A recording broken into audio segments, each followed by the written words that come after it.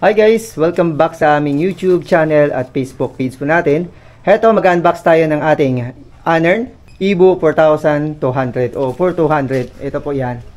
So, kami inutusan mag-order. Siyempre, kami rin mag-unbox para matingnan kung may damage o wala itong si Anern Evo 4200. At siyempre, ito ang ating model. Wow! Ganda rin siya. Ito, tinanggalan natin ng tawag dito. Yung pinakatali ng karton o ng box. Lain natin. Tastasin mo na yan. Actually, nasubukan na namin to si Anern 4200. So, Evo series po siya. Okay naman, okay si charging. Mataas mag-charge. Actually ngayon ay makulimlim. Pero kung paano naga 300 to 400 watts pa rin ang harvest ni Anern Evo 4200. Ang aming solar panel ngayon, meron lang po kaming walo lang na 210 watts. Pero still, naga-harvest pa rin si Anern. So ito po, tingnan natin. Ayan, so may harvest pa rin po siya. Ngayon medyo bumaba kasi sobrang kulimlim talaga. Dahil orange rainfall po ang Palawan ngayon.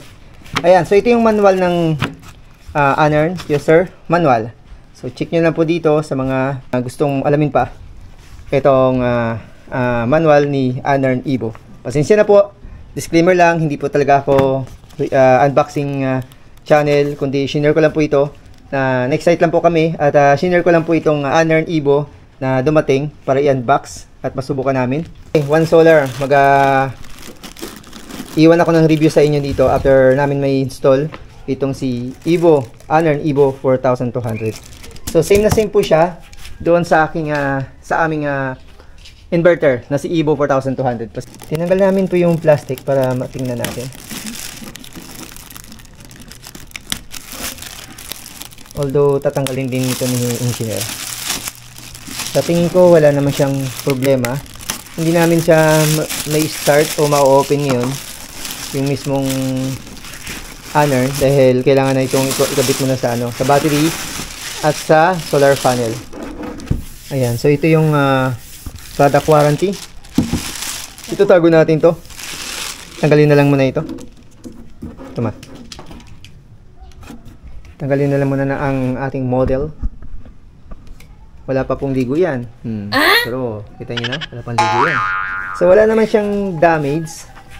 Maayos naman yung packaging ng One Solar. Actually may isa pa akong binilihan yung previous na binilihan ko. Okay din yun sila.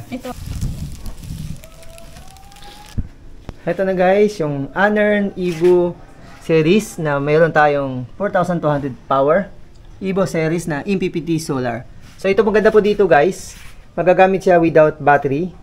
Kasi pwede siyang without battery, pwede rin siya may battery. Pero mas maganda, mas safe with battery siya para yung power na ibibig niya hindi po ma-interrupt. Dahil minsan, makulimlim tulad ngayon, makulimlim panahon.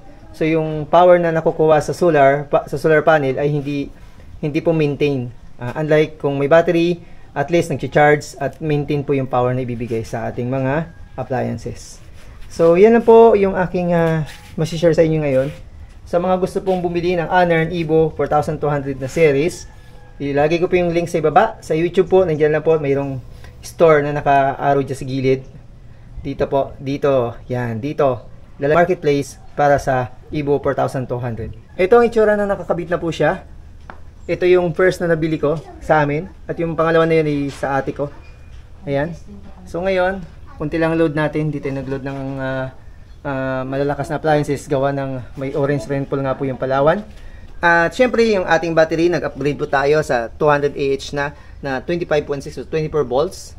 Gawa rin po yan ni Engineer Alfred Vasquez. Ito yung ginawa niya. Sa akin po yung ginawa kong DIY. Yung solar panel lang po sa taas. Para safe po sa circuit breaker, kay engineer na lang po ako nagpagawa. Ito makikita nyo po sa gilid, dito yung fan niya para sa cooling. At sa kabila naman po siguro yung exit ng hangin. Ayan. So dito po, makikita nyo rin po yung specification ng ating inverter. So mayroon siyang 4200 watts. At kaya niya pong umabot ng 450 VDC para sa mga solar panel. And then, ang maximum input ng kanyang solar panel ay 6,200 watts. So, marami-rami pong panel ang pwede natin ilagay dito. Sa experience namin, okay po siya, good siya. Meron tayong biniling additional. Ito yung Wi-Fi connection ni Anern. Para anytime, anywhere, pwede nyo po siyang i-check ang kanyang settings. Gamit po ang application na meron si Anern dito sa kanyang Wi-Fi connections. Okay guys, thank you very much. Ito lang po yung ating masishare sa video ito ngayon. Thank you.